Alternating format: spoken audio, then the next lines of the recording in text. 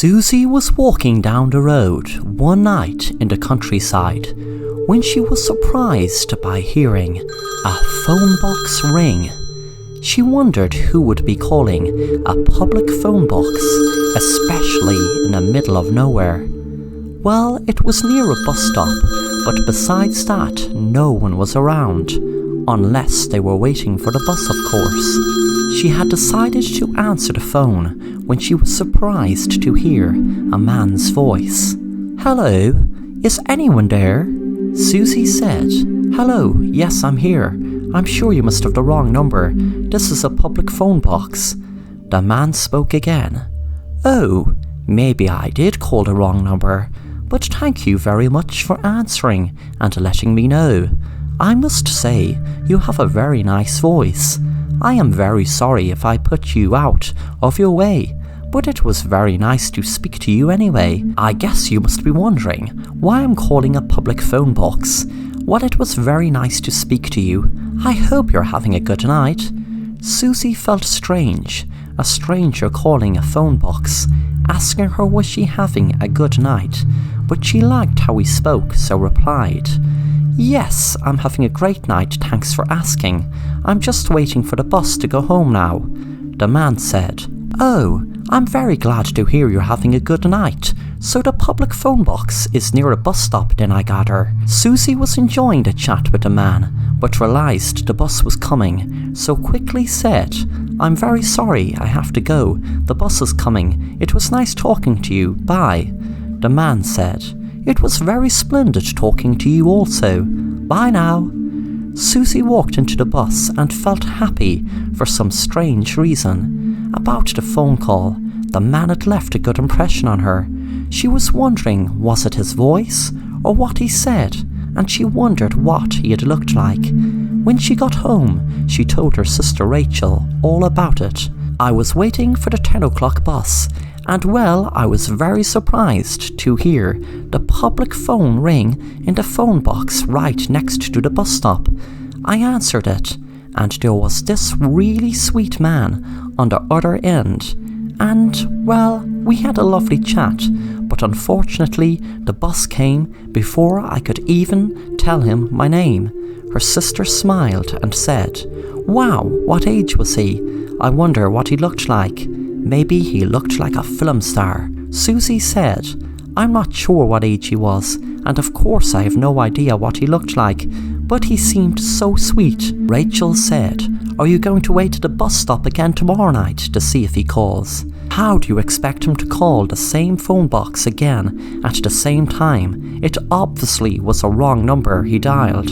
But the next night Susie made sure to be waiting for the 10 o'clock bus again, and was pleasantly surprised when the phone rang again. She ran into it and answered, "Hello?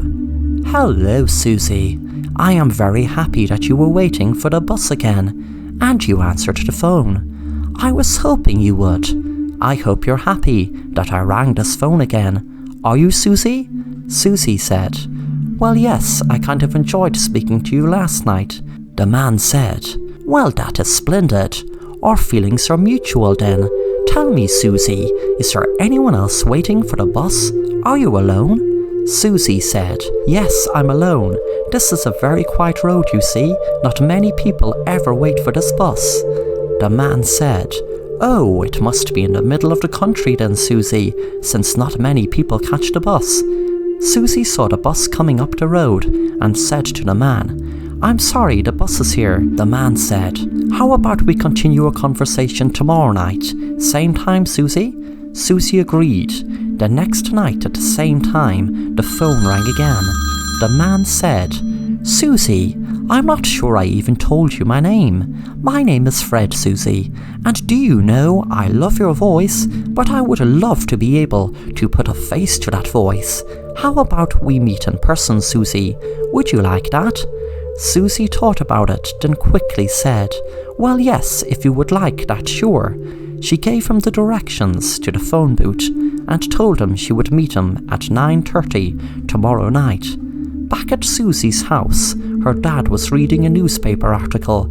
about a serial killer at large in their locality and the surrounding areas of the countryside around their village. He was worried she was out late and was just about to call the police when she had walked in the door. Susie felt a strange feeling. It was like she was in love. She felt it strange knowing that she hadn't even met the man, but still felt strangely in love with him. She told her sister about her meeting him tomorrow night. The next day, when Susie asked to go out, her dad said, "No way, you're not going anywhere tonight." Susie was mad until her sister had an idea that maybe he would allow both girls go to the cinema together. Rachel was going to the cinema while Susie would meet the man. Rachel said to Susie, "Look, Susie, I was thinking about this. Maybe it's a bad idea. You were going to meet this man. I mean, he could be anyone.